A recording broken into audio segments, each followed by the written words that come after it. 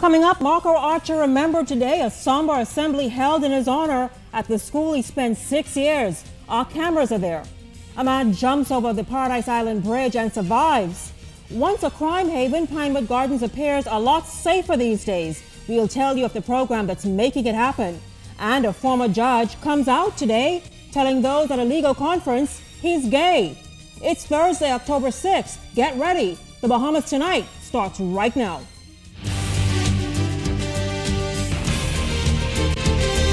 Covering the islands of the Bahamas, ZNS Network presents The Bahamas Tonight.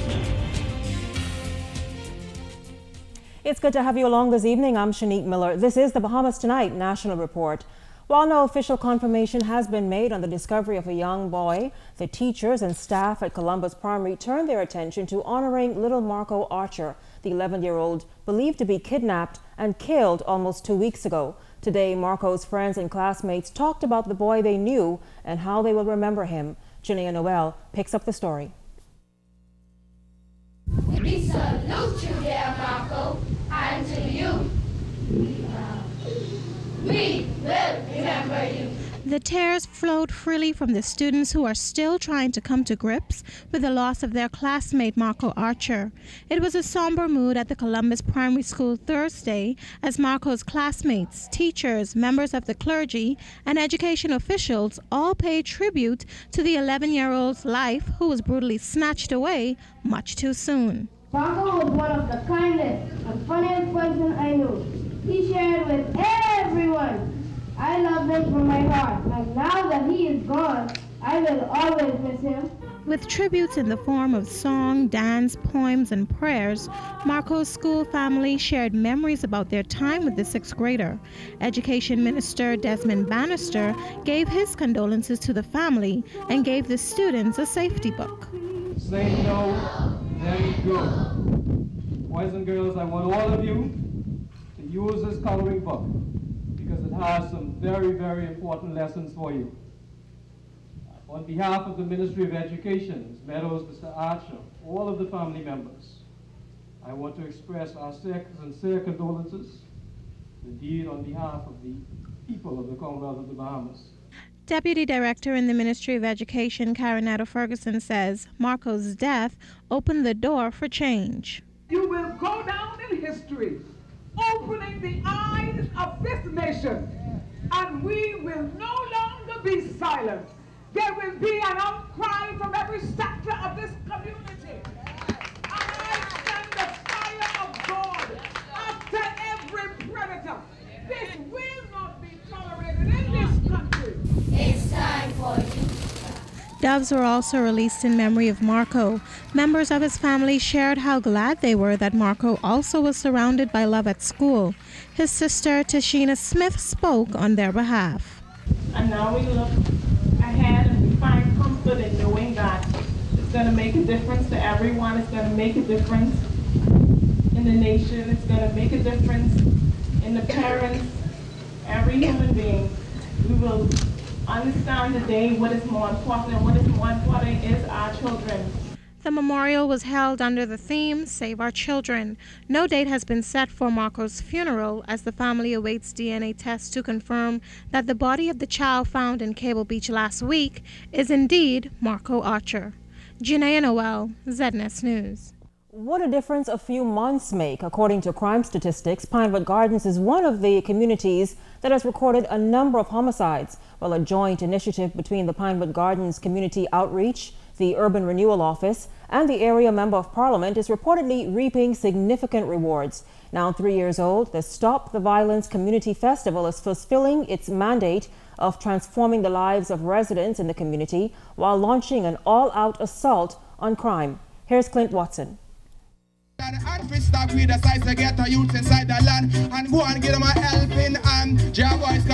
The week-long Stop the Violence outreach initiative has achieved phenomenal success in Pinewood. You see, what once was a traditional community festival has now expanded, incorporating more youth-inclusive activities like a 3-on-3 basketball tournament, all in an effort to reach out to the youth in the area. Sheryl Knowles of the Pinewood Urban Renewal Office says the country needs more activities like this. I believe that each one can reach one. And I truly believe the way we were brought up, where you were your neighbor's keeper. And we're going to keep biting and biting and biting at this elephant until it's all gone.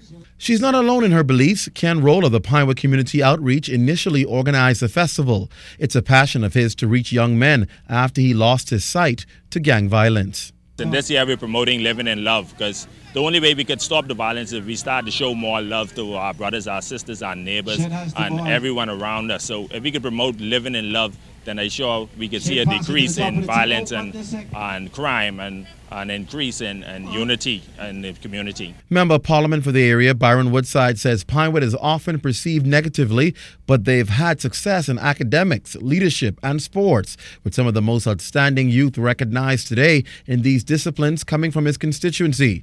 He's pleased that the housebreakings and murders, according to police, are down in the area, which he says speaks volumes to the community support. The housebreaking ring that they've been able to put an end to.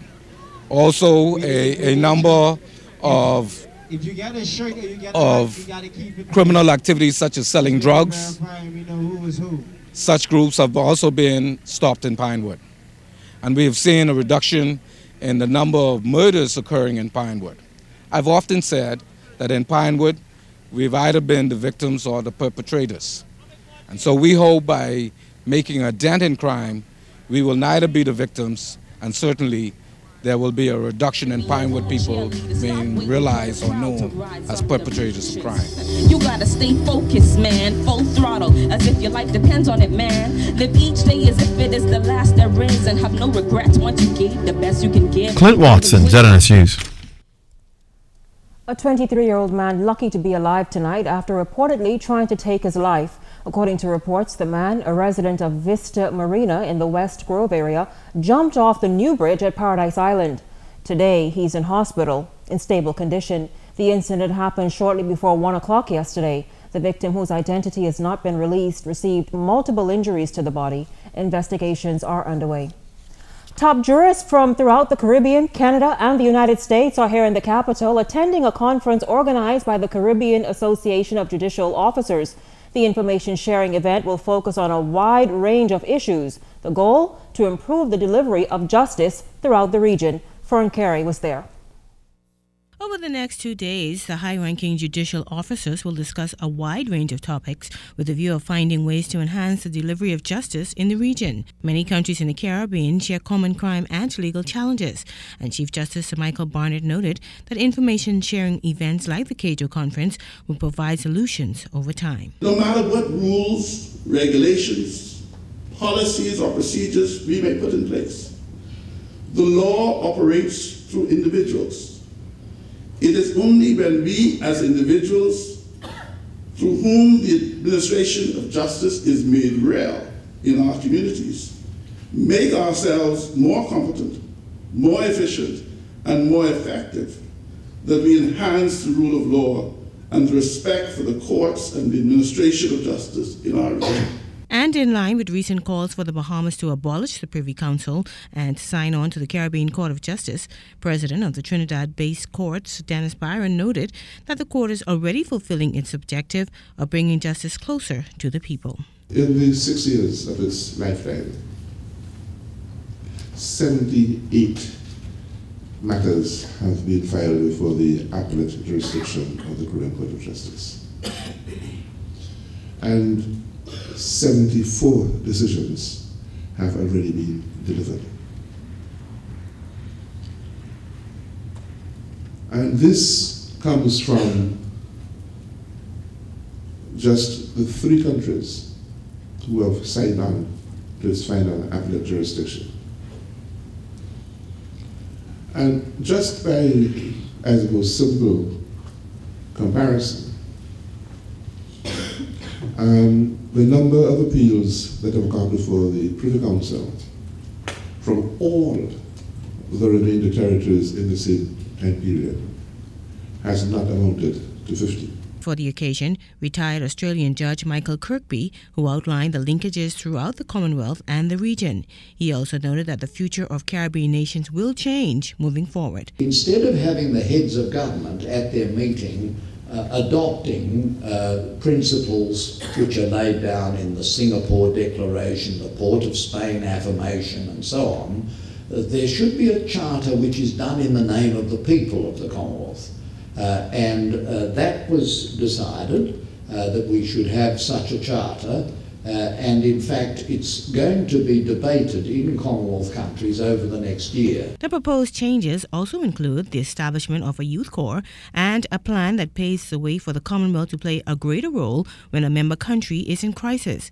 Meantime, Kirby, who openly admitted that he leads an alternative lifestyle, noted that focus will also be placed on HIV/AIDS, which he says is a part of the reality of the Caribbean. Fern, Carey, ZNS News.